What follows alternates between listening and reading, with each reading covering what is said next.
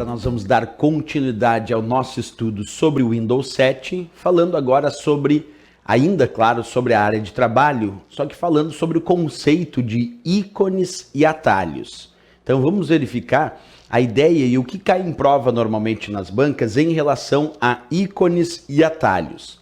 Acompanha comigo. Quando a gente imagina um determinado atalho aqui na área de trabalho do Windows, inclusive eu estou mostrando um aqui, é muito comum idealizar a ideia do conceito de atalho como um vínculo que aponta para um determinado destino, permitindo acesso mais rápido a esse destino.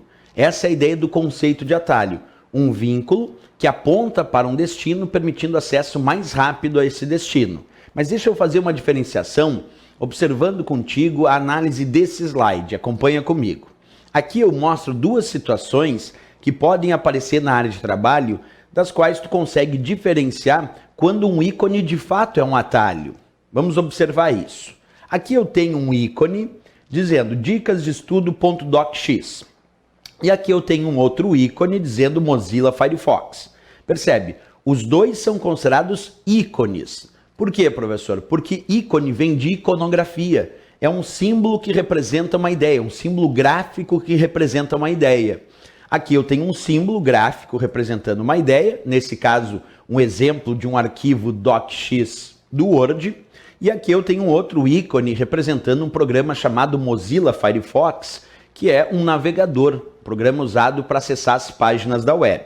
Então nos dois casos são ícones. Só que observa, esse que diz dicas de estudo.docx é somente um ícone, mas não é um atalho. Isso porque ele está representando o próprio arquivo dicas de estudo.docx que está armazenado lá na área de trabalho do meu computador, numa pasta chamada desktop.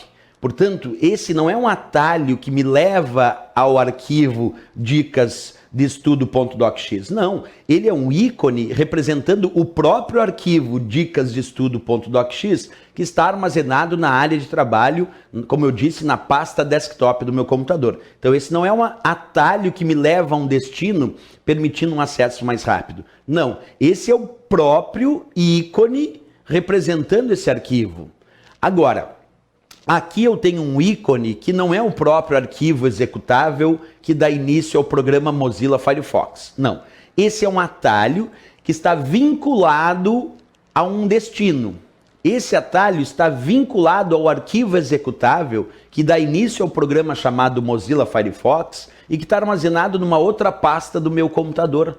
Portanto, ele não é um simples ícone. Ele é um ícone porque tem um símbolo representando uma ideia. Mas ele é um atalho. E ele é um atalho porque ele é um vínculo que aponta para um determinado destino, permitindo um acesso mais rápido a esse destino. Nesse caso, ele é um atalho que está apontando para o arquivo executável do programa Mozilla Firefox, que é um programa navegador.